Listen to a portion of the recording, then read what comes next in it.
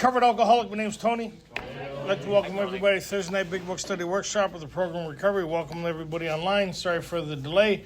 Dylan's going to be paying homage later. Time to the whipping post or something like that, you know. First 5 years, First 5 years. Anyhow, we're moving into some exciting times. For those who've been following along, we're going to start off with some prayer? Yeah, let's open with some prayer. I was praying the whole time he was working on a computer. What do we need for a good meeting? God. Grant me the serenity to accept the things I cannot change, the courage to change the things I can, and the wisdom to know the difference. That was the first time Dylan prayed today, he said. No, I'm just joking. I'm just joking. Okay, we'll move on. So, roast, okay. So, we're going to start around 54, 55 for those that are following along. And what's really interesting as we go along this, we see it separates the idea from the human condition and alcoholism, right? A lot of people used to kind of imply it's the same thing, that we'll be dealing with alcoholism for the rest of our lives, right?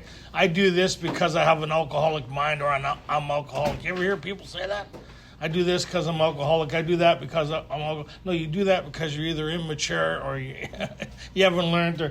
There's the human condition, and then there's alcoholism. So on page 52, why don't we start there? We had to ask ourselves. On page 52, we had to ask ourselves why we shouldn't apply to our human problems the same readiness to change our point of view. We were having trouble with personal relationships. We couldn't control our emotional natures. We were a prey to misery and depression. We couldn't make a living. We had a feeling of uselessness. We were full of fear. We were unhappy. We couldn't seem to be of real help to other people. Was not a basic solution of these bedevilments more important than whether we should see newsreels of lunar flight? So do they call this alcoholism or the human condition? It's the human condition. We don't hold the market on that, right? So when the doctor talks about irritable, restless, and discontent, that's the human condition, right? And why are these people irritable, restless, and discontent? Because they don't have a solution for the human condition, right? What did we used to use for alcohol? I mean, for our human condition. That's too long of a conversation. Yeah. What do we used to use for our human condition? Alcohol. Anybody need that explained? So then we're talking about this thinking problem. Why shouldn't we apply to our human problems the same readiness to change our point of view? So over on page 54, they start talking about the human condition. They start talking about how we think, how we process, our belief system, and the sum result of everything we're kind of conditioned with, right? What we're a sum result of. Well, after that, where are you? No, I'm here. Okay, good.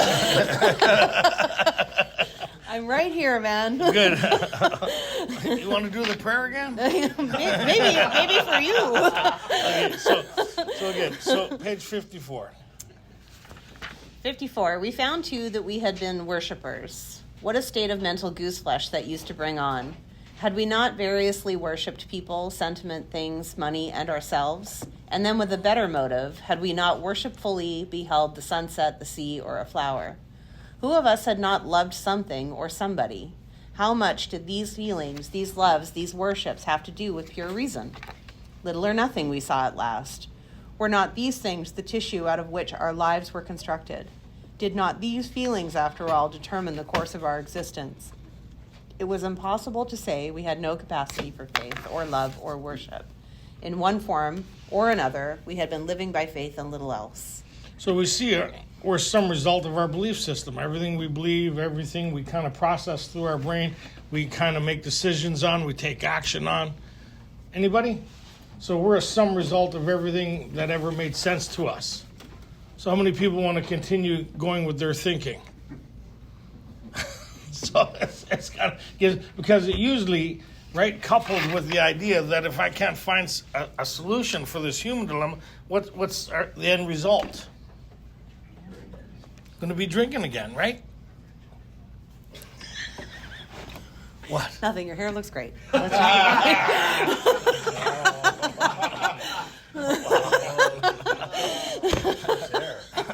Rob, talk to her, will you?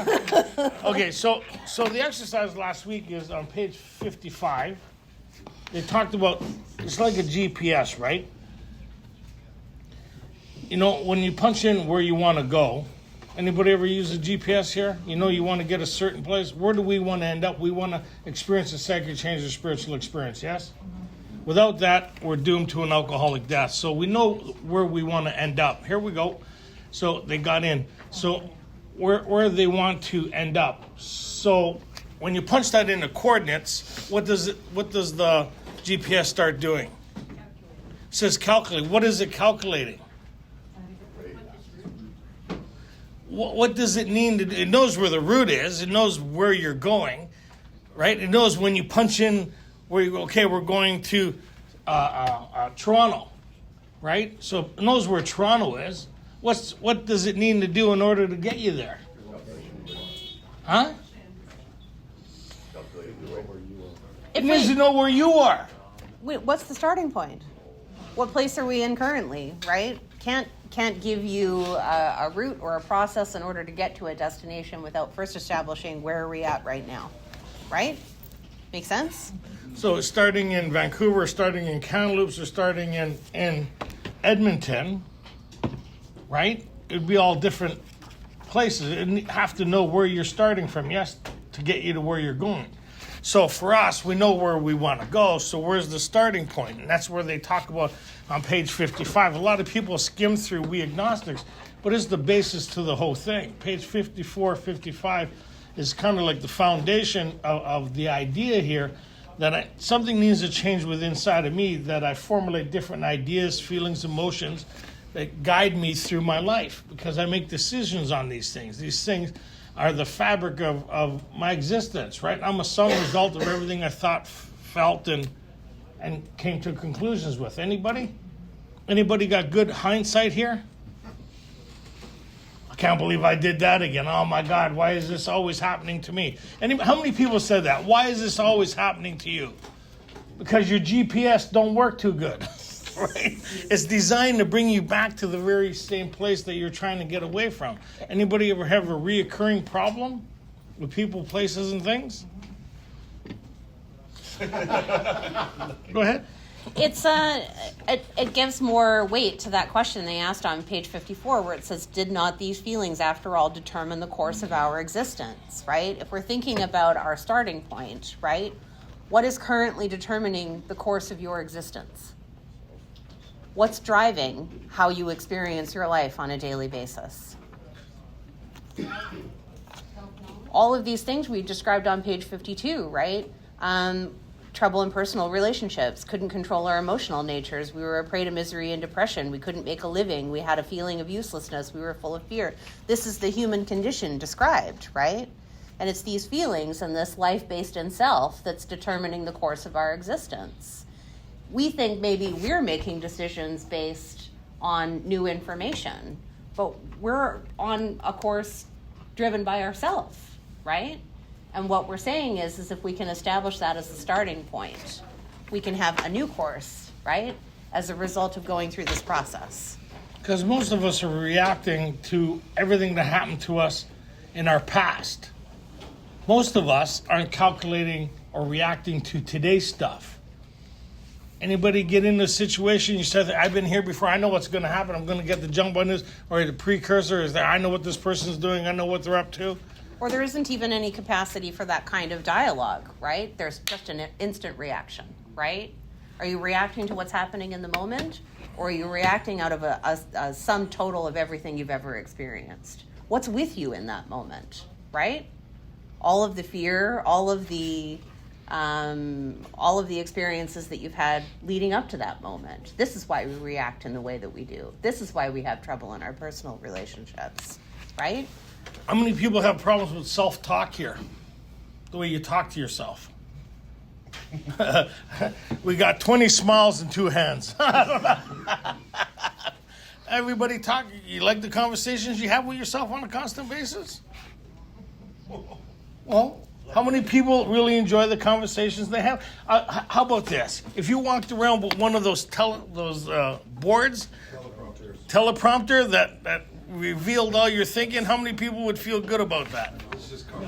Just cover that up. So we see how what we present and what's happening in the background or in their thinking, right? And is two different things. So we need to create a change sufficient enough that happens on an internal level. So where's the access to this power that we need to get home in on, right? So go ahead. Actually, we were fooling ourselves. We're on page 55.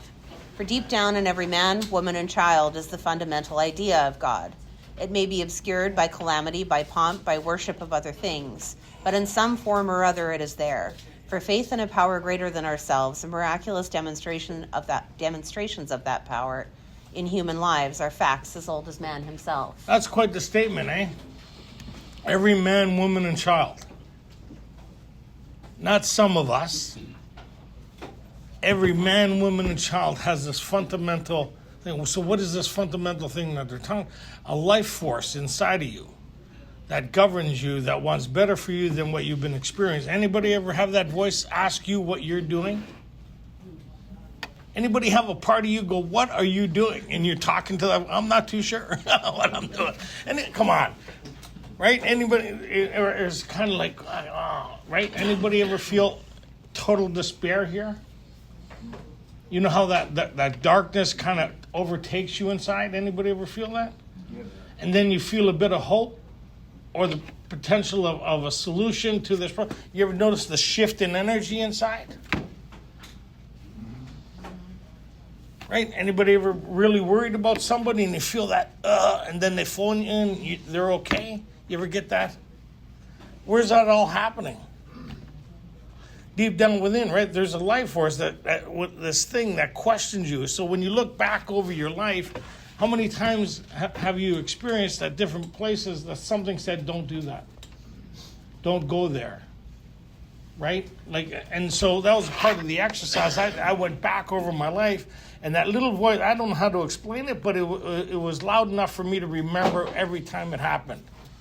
Right? And you guys heard me say this a lot. When I went back and did that exercise, this one time I ended up at home. I don't know how I ended up at home, where I was drinking, how long I was drinking for, but I came to kind of in the basement of my place with the voice saying, don't fall asleep on your back. That's the only thing I remember that night. And so I turned over on my stomach and I ended up vomiting in my sleep. So, where does that voice come from? Or situations that happen beyond. Anybody have a lot of coincidences? Remember, what was Bill's coincidence? He was in treatment the second time.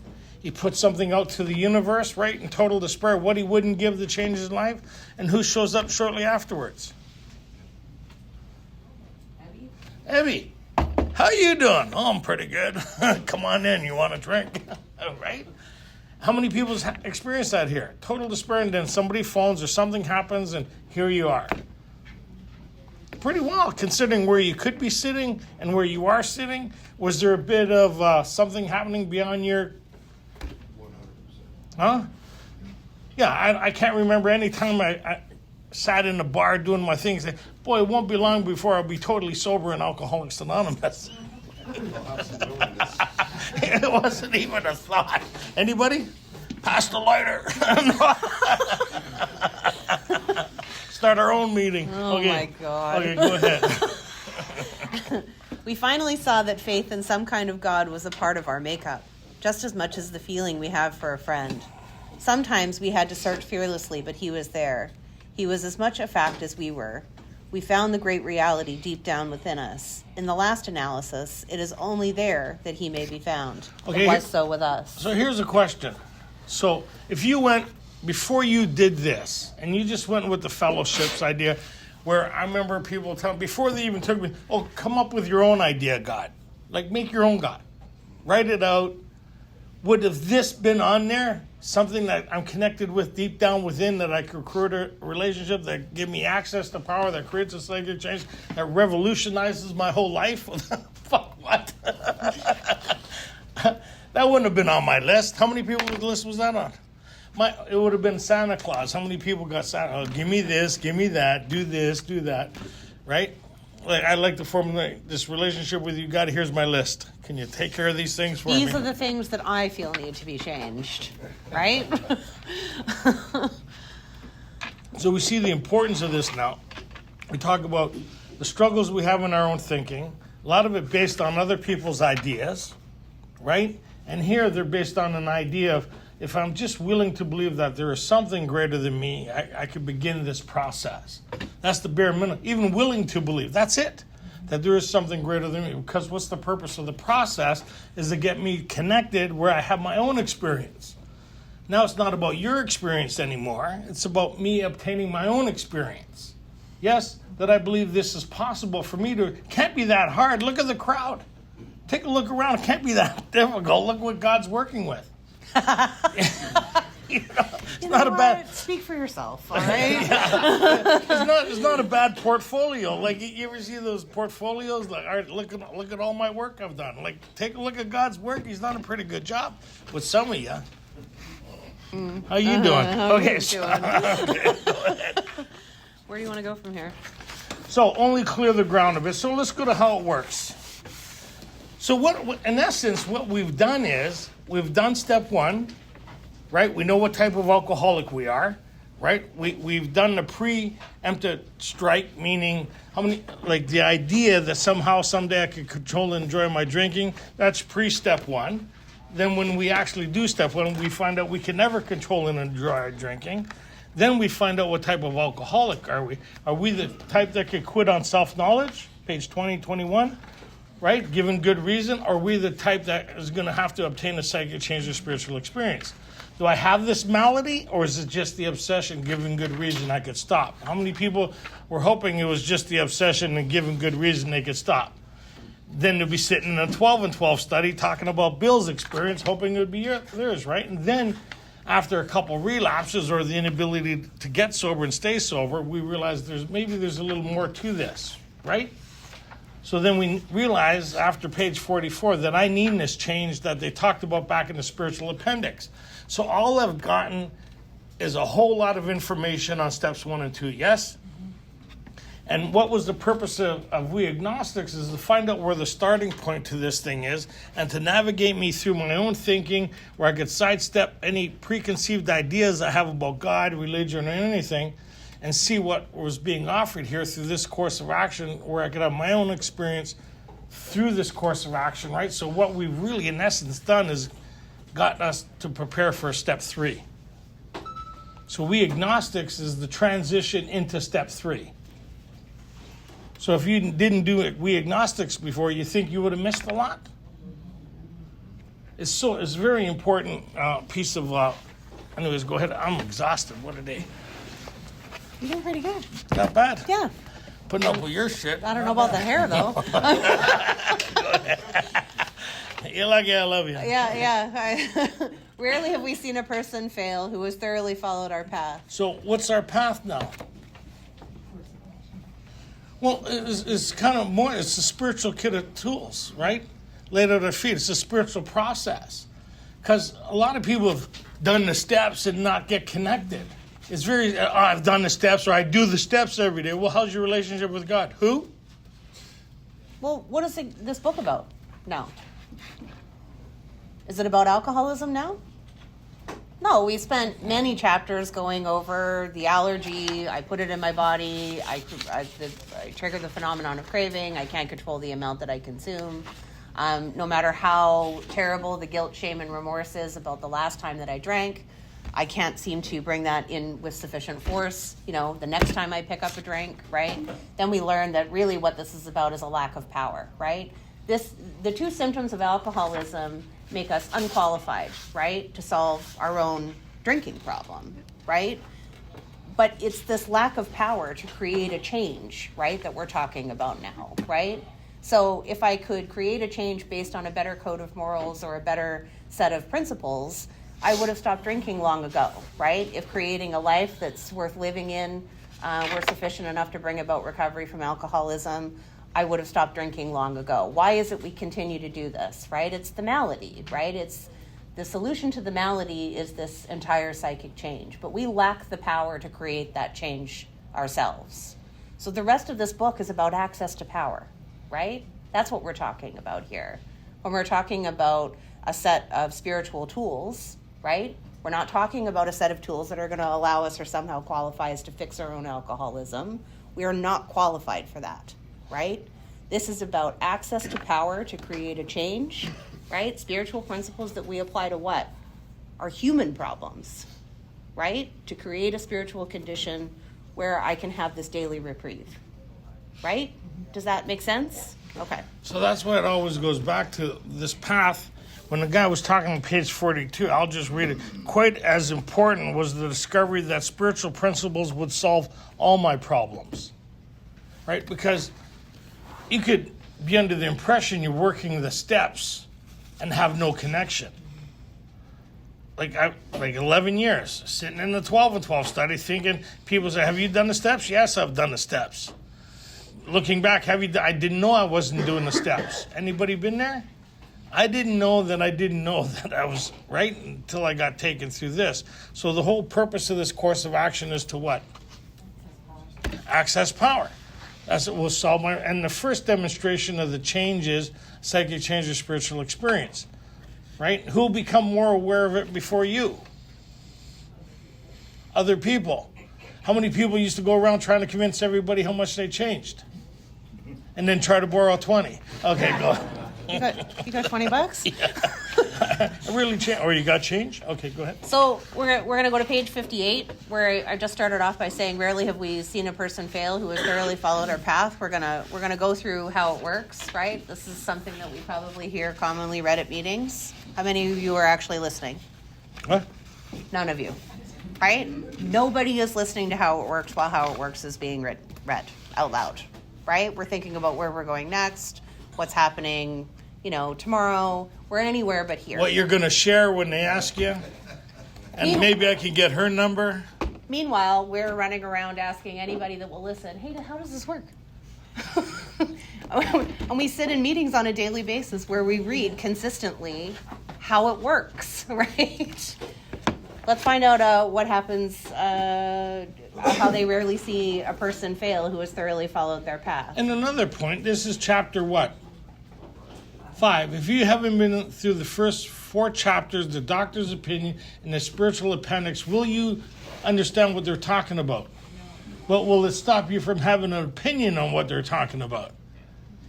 Big difference, right? Because when they asked me, George went that, hey, says, really have we seen a person fail who's thoroughly followed our path? I wasn't through the first 4 chapters, doctor's opinion, the introduction, or the spiritual appendix.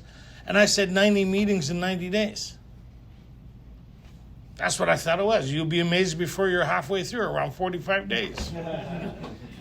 I didn't know what else would you do? Because everybody said go to 90 meetings in 90. Yes? And really have we seen a person fail who has thoroughly followed our path? That's what I thought what the path was. Meeting makers meet. I can't be alone in that. Why did you get drunk? Oh, I didn't go to meetings. Well, I went to 360. You went to the wrong meetings. Right? Okay.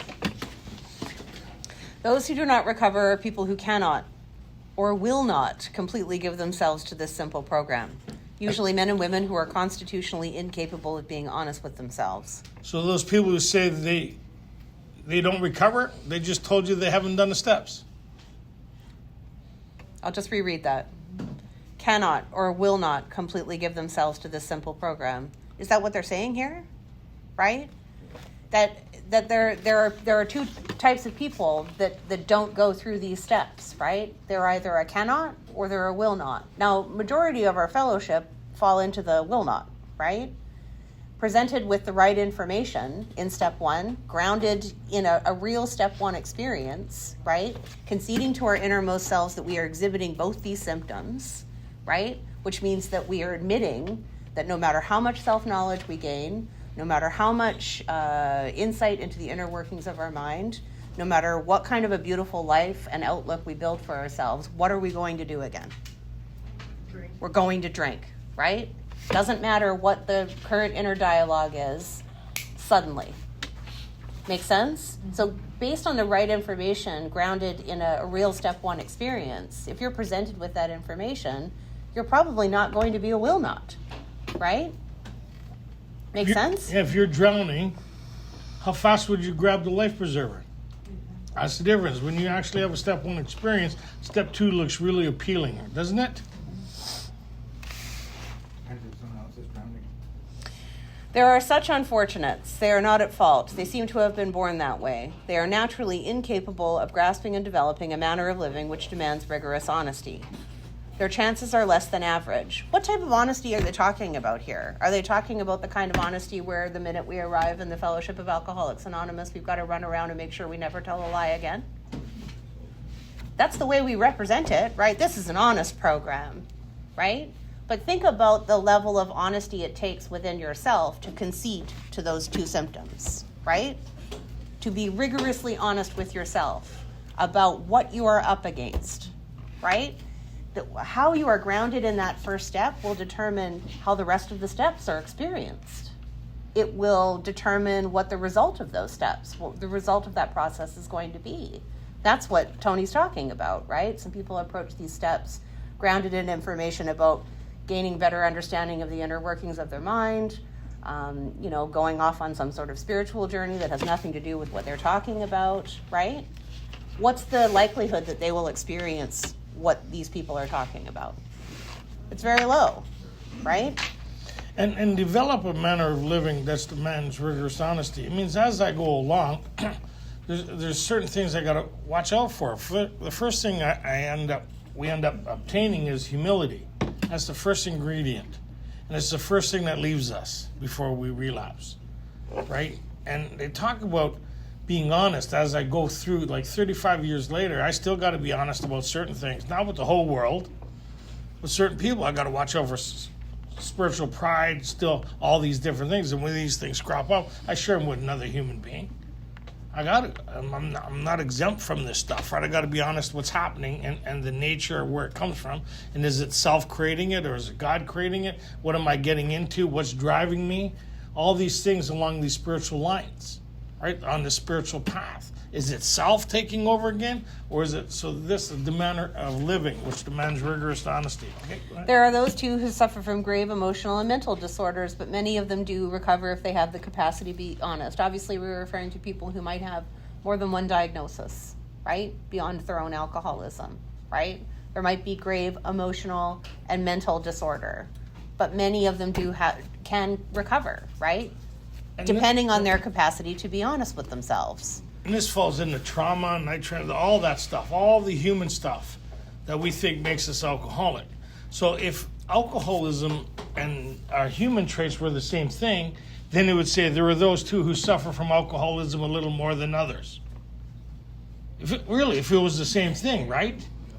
It would say there's those who suffer from more than others. It doesn't say that. It says some have a little more of the human condition than other people, right? And that means you might not know their story, so be gentle with them, right? Maybe you wouldn't be functioning as well as you are if you had their story. People used to go, oh my God, I wouldn't want his sobriety. Well, did you see what he was like or she was like before the steps? Easy. Right? People used to say that about my dad. I said, did you know my dad before he went through this course of action? So it was like, he was happy with his sobriety. Not a lot of people around him were all the time, but he was really content, considering he was functioning at a level that nobody ever thought he would function at. Given his starting point, right? The place that he had arrived at might not have been a very attractive to the people around him, but given where he started from, right, it's impressive what can be accomplished. Like he was committed to life in a sanitarium for being a danger to himself and the people around him. And somebody 12-stepped him in a sanitarium, and he became a working member of society, raised a family. He still had some gears not working right. But but he was functioning. Like he just missed second and third and went right into fourth sometimes. Go ahead. God bless him. Just ripping around in reverse all day. At some of these we balked. We thought we could find an easier, softer way. Our stories disclose in a general way what we used to be like, what happened, and what we are like now. Big difference. What we used to be like and what it was like is two different stories. Right? Some of you would identify what it was like, but not everybody. But when I talk about what I was like in regards to alcohol, most of us would all identify. When I took a drink, I wanted another drink. I drank beyond my recall, got in all kinds of trouble. Anybody here? remorseful with a firm resolution not to drink again, incomprehensible demoralization, shame, guilt, and remorse, spit in my own image in the mirror, probably nobody here, conversations that you wouldn't believe I had with myself, self-talk, anybody, only to do it again, horrified. See, everybody, see what we were like, inability to stop drinking, kept on drinking. When I was drinking, I couldn't control the amounts of drink, did horrific things. 11 years of good enough reasons to come back to AA. I can tell you, I got some, if you ever want to feel better about your story, I got some good ones, right? And then, nothing's sufficient enough here to keep me here, happened here to keep me here. Until someone took me through this course of action. I've been here ever since. Kind of weird, eh? If you have decided you want what we have and are willing to go to any length to get it, then you are ready to take certain steps. So just backing up, what's the what happened part? What we were like. Just because you're in AA doesn't mean you've changed. My sponsor, Chuck, goes, is there anybody visiting? He goes, put up your hand. I said, I'm not visiting. He says, you in work yet? I said, no. He says, you're just visiting. You're the only one that don't know it. Tony said to me out in this parking lot here when he asked me how I was doing, and I said I was fine because I was here. He asked me what difference it made what parking lot I was in. I said, nobody had ever talked to me like that before here. It was always a matter of, it's okay, you're here now, everything's going to be okay. This was the very first conversation where somebody said to me, everything is not going to be okay.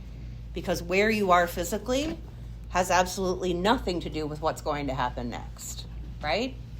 And how you feel have nothing. So, just because you're sitting here sober, if you haven't had the what happened part yet, you're still what it's like.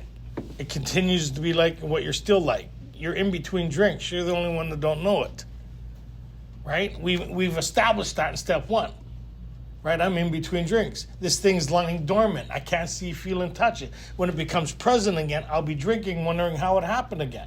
Suddenly, right? So what's the what happened part? Course of action, develop the spiritual experience. I have a path that I follow now. That's the what happened part. A lot of people talk about the what happened part is their last drunk, treatment, detox, or they seen the light, or they came to AA. That's not sufficient enough to bring about a change. It's an interruption. It's like sitting in an emergency. Anybody feel better because you're sitting in an emergency? Do they know you're there? Oh. Okay, good.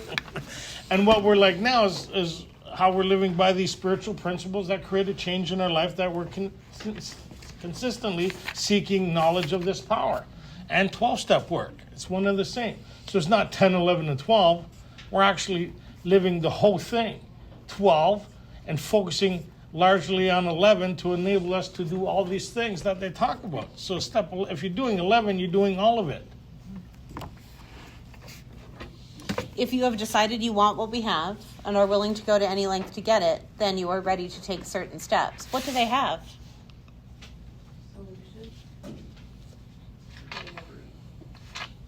What did you say?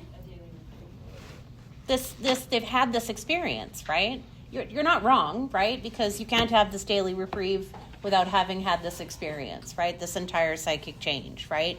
This relationship with something powerful enough that can create this change, right? So when are we ready to take certain steps? You give up.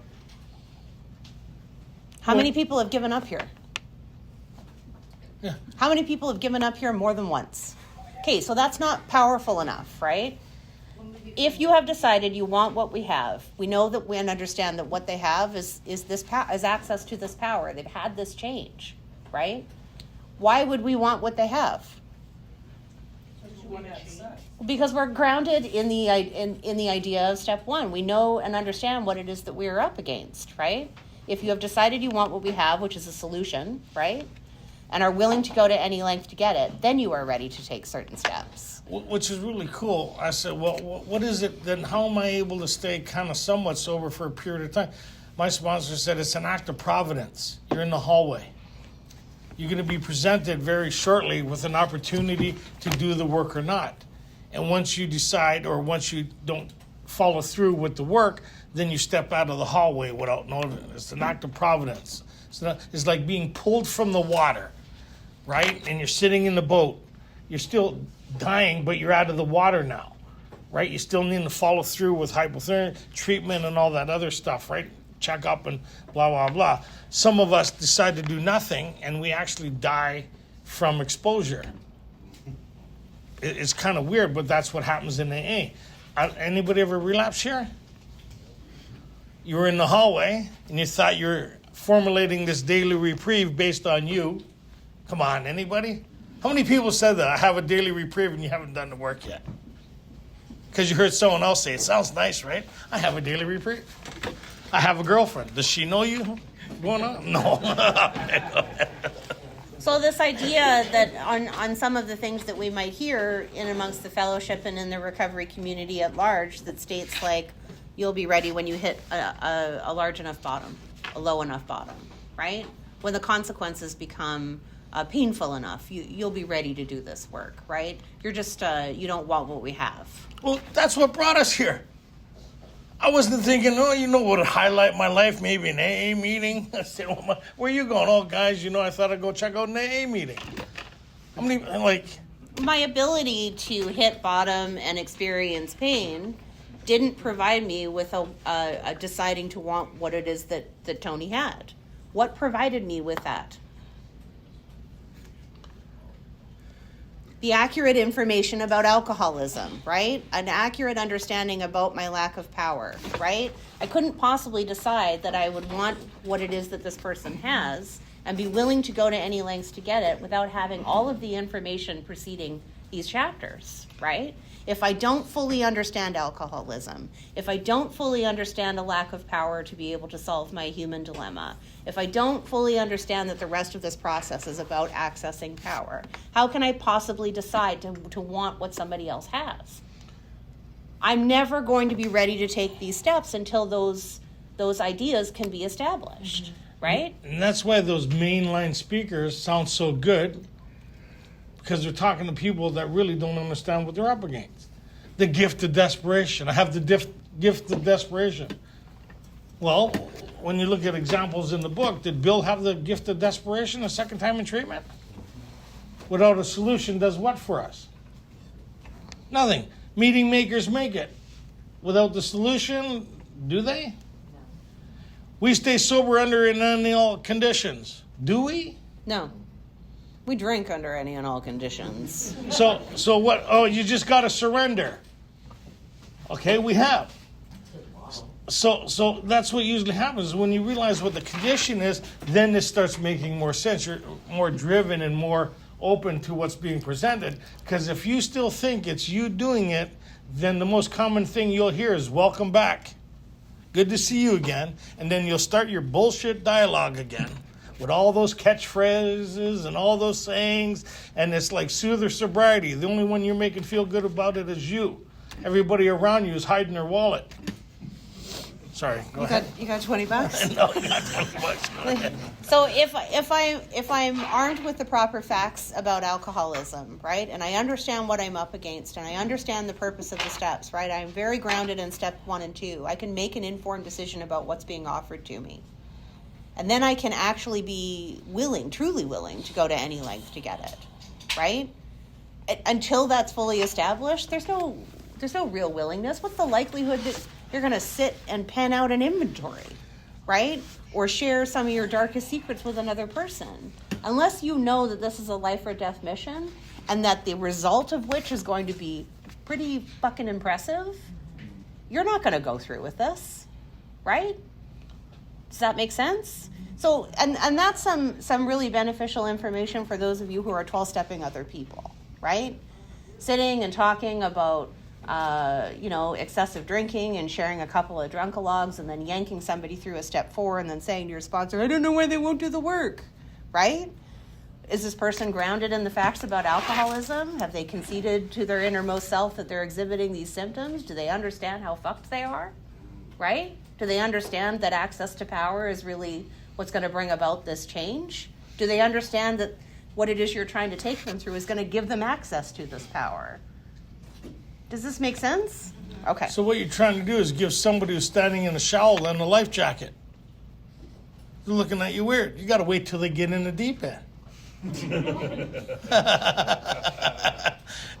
Two of the members of Alcoholics Anonymous came to see me. They grinned.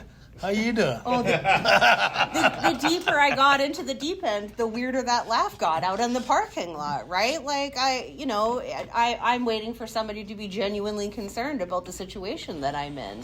And this guy's enjoying every minute of it, right? Because you're getting closer to a yes. The worse it's getting, maybe the more willing I'll be to receive the information that he's been trying to provide. So when we go over this, we understand when we look back, willing to go to any lengths. Before I used to thought, I'll go from here to North Van for a meeting.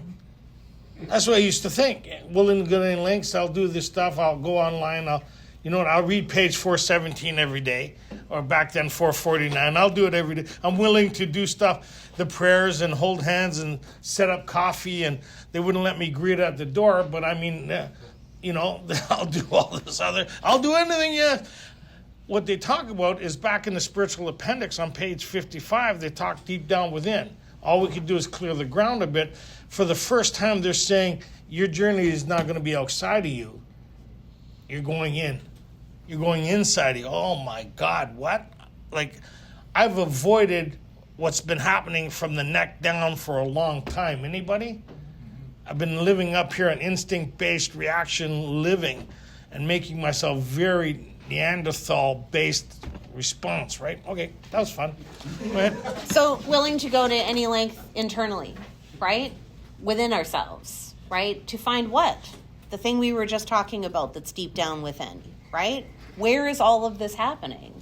Deep down within. It may be obscured by calamity, by pomp, by worship of other things. This is all we're just talking about. The last place we have wanted to go is inside, right? What's calamity? The noise within your own mind, but it's not noisy to you. If anybody else was sitting in your mind, they'd ask you to turn down the stereo. Go ahead. At some of these we balked. We thought we could find an easier, softer way, but we could not. Anybody try an easier, softer way? 12 and 12, just meetings. Page 417, letting go, turning it over, surrendering, just not drink. Anybody ever try all that stuff? And then you kind of, it looks like I got to do that bloody big book study. Damn. Right. Yeah, not the study, not the big book. It's making a comeback in AA here. Okay, go ahead. With all the earnestness at our command, we beg of you to be fearless and thorough from the very start. Where are we being fearless and thorough? Where is the starting point? Inside yourselves. Right. You're going to need to be fearless and thorough. Like, it's like this sort of journey within ourselves, this instinct-based living, all of these things that we've been distracting ourselves with all this shit out here so that we could avoid having a look at these things. Going to have to be fearless. Going to have to be thorough, right? What that means is when your brain's saying one thing, you're armed with facts about yourself now. Now you could talk to the narrator that's trying to talk you out of the very thing that you need to participate in saving your own life. So what we're saying is you need to participate in the saving of your own life. Are you willing to do that? Come walk with us. It can't be that bad. Some of us have tried to hold on to our old ideas and the result was nil until we let go absolutely. We went through all of them. Remember that we deal with alcohol, cunning, baffling, powerful. What's the most important word there? Powerful? What else? Cunning? What else? Remember, you can't remember. Remember? As a remember, you can't remember. Oh, damn, suddenly. Because if you could remember, then it would be the obsession. Wouldn't be powerless. You wouldn't be powerless. You could smash the idea. You could take the obsession to a meeting. Everyone, this is my obsession. This is my obsession. And I'd like to talk about it for a while. Right, because we think that's, the obsession hasn't come back. I haven't thought about it. Well, then you don't understand alcoholism. Or my personal favorite, the obsession has been removed. As if God is offering a lottery only to those who are special enough to receive it, right? As if there's not some sort of process we can actually go through to initiate contact with something greater than ourselves that will relieve our problem. right? It's just something that just kind of magically happened by osmosis after I went to 90 meetings in 90 days. The obsession has been removed. I'm cured. And actually, if you do an actual good step one, the obsession shouldn't be a problem anymore. No. Right? It's just like the neighbor's wife looks really good till you see her husband. Then she don't look so good anymore.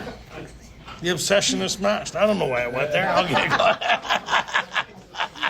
I don't Tagged know on either. it would be insanity. I don't know How these either. both- The heat, I had a lot of heat today. Something's telling You're me that supposed to you're- reel me in. Something's telling me Okay. that your neighbor's wife is not very attractive. Oh my God. Without help, it is too much for us. But there is one who has all power. That one is God. May you find him now. Half measures availed us nothing. We stood at the turning point. We asked his protection and care with complete abandon. Here are the steps we took, which are suggested as a program of recovery. So they've already made the decision, yes? They're talking about their experience, it's past tense. Everything they talk about is past tense. People read it on the board like it's present tense. We admit we were powerless. Were, I was, not anymore. If you're reading this and you haven't been through the process, you are. Big difference, right? You're not having the same experiences they are talking about up the summary up there and in here. Here are the steps we took. Who took? Everybody that went through this process. And make no mistake, you can fool yourself into thinking you've had some sort of experience by sitting in a big book study and listening to other people talk about it. And I've watched it happen, right? There's a big difference between coming here on a weekly basis, listening to this stuff, kind of viewing it, by speed read. Like there's a difference between actually going to Cuba, right? And reading about it and listening to other people share about their trip to Cuba. Does that make sense? So what Tony's talking about is there's the experience of having applied these things. There's the experience of making this connection. And then there's this experience about listening to it and convincing yourself that something has happened that hasn't. Yeah, a guy phoned me, he was loaded. He says, I've been coming to your big book for 6 months. I said, and you're loaded? I said, did you do the work? He said, no. I said, you sat here for 6 months? He went, yeah. I said, you didn't do the work? He said, no. I said, you went all the way to Cuba and you didn't leave the airport? No. Like, Easy, I came to the Big Book study in 2012 and I didn't sober up until 2014. yeah, but we knew you were still drinking. This guy's it's like, just leave her alone.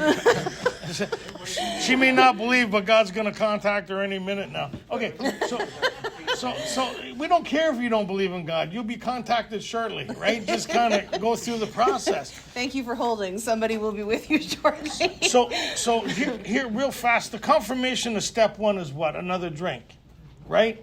The idea presented in step 2 as a solution, the confirmation of that is step 12. The idea of the relationship that's presented here in step 3 is step 11, right? In order to get that foundation, we need to go through 4. 4 is the foundation for step 11, right? If you're doing step 11, you're doing all the steps, right? They're not compartmentalized after you've gone through the steps. What makes you say, nowhere does it say, I'm working these steps every day. It's not about not about working the steps anymore. How many people find that, what? Blasphemy. It's about, how many people want the secret? What it's about? How many people, really? Okay, let's turn the page. What does step 12 say? Da, da, da. I wish we had an organ right about now. Blah, blah, blah, blah, right? Maybe somebody on The Zoom secret, can arrange that what for it's next all week. about. Ready? Having had a spiritual awakening as the result of these steps, we tried to carry this message to alcoholics and to practice these principles in all our affairs. So what am I doing? Practicing these principles. What is the purpose of the principles of the spiritual path? These principles keep me connected. It keeps my focus on my relationship with a power greater than myself. If my focus is working the steps, can I be working the steps without a connection to a power greater than myself? Yes, you can 100%. Listen to people who do step 10 every day.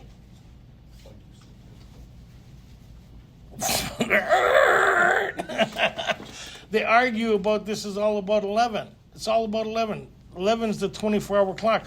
Just because you're practicing the steps doesn't mean you're practicing a relationship with something greater than you. There's a lot of people at step 4 who go on fixing themselves and go on a relationship with something greater than themselves. Listen this week, you could hear the difference. Those who are working on themselves and those who are working on a relationship with something greater than themselves. What's the purpose of this course of action? We're going to read the summary here now. Many of us exclaimed, "What an order! I can't go through with it. Do not be discouraged. No one among us has been able to maintain anything like perfect adherence to these principles. We are not saints." whose experience are they talking about? Theirs. Have we done it yet? They're giving us a summary. Just because we're reading about the change here doesn't mean it's happened. Not for us, it hasn't. So when we're reading about these so-called 9-step promises, are they happening because we're reading about them in step 9? They're giving us an overview of their experience that we need to have for ourselves, yes? This is a summary of the conclusion of the purpose of the course of action. The point is that we are willing to grow along spiritual lines. How do you know when you're growing along spiritual lines? Where's God in this? Have I been the only one showing up for the last 2 days? Listen to people share. They do 15 minutes and, I'd like to thank God. It's the afterthought because I think I'll throw it in there for something to do. Oh, how much have you prayed today? Oh, this morning. Oh, good. Tonight. Oh, I prayed at the noon meeting when they did the Serenity Prayer. I prayed. So where's your relationship? If your relationship was the same with somebody you were married to, would you be married that long? Well, here, the point is that we are willing to grow along spiritual lines. The principles we have set down are guides to progress. We claim spiritual progress rather than spiritual perfection. If we are practicing these principles in all of our affairs for the purposes of a relationship with something greater than ourselves, right? Access to power, right? Then we should be making spiritual progress on a daily basis.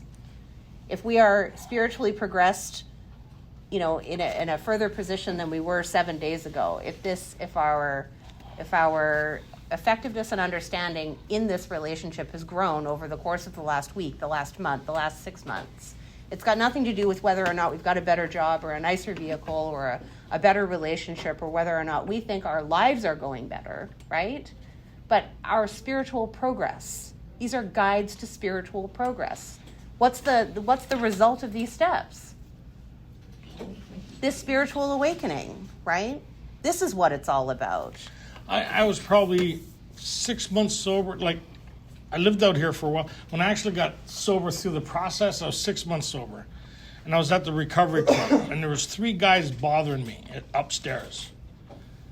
And so I asked... You're just minding your own business. Well, I don't know. I think I got one of their girlfriends or something. Who knows? Yeah. Early sobriety. Yeah. I got them before they did. Who knows? Whatever. Anyways, they're having a hard time with me.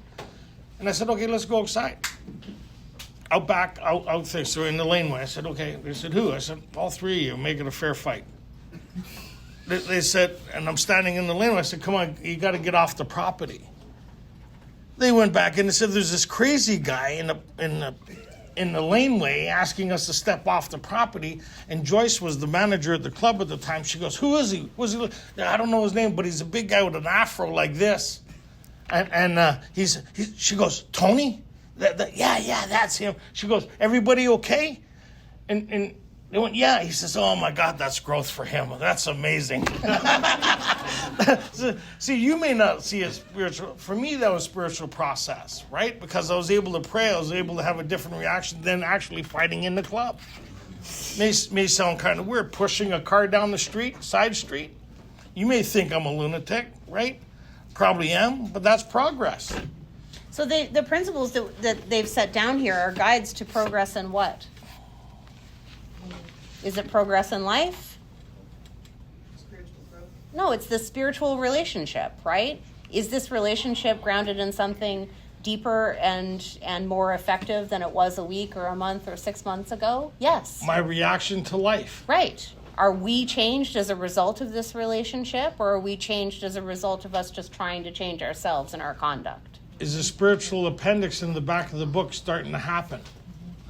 So, read through the rest of this and see, are they talking about alcoholics here, or are they talking about the human condition?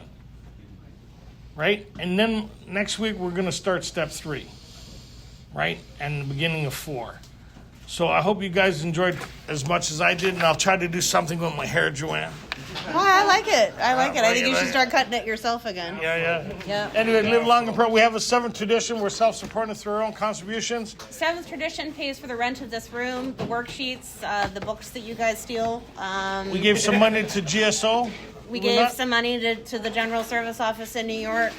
We contribute to other levels of service once we paid our local bills.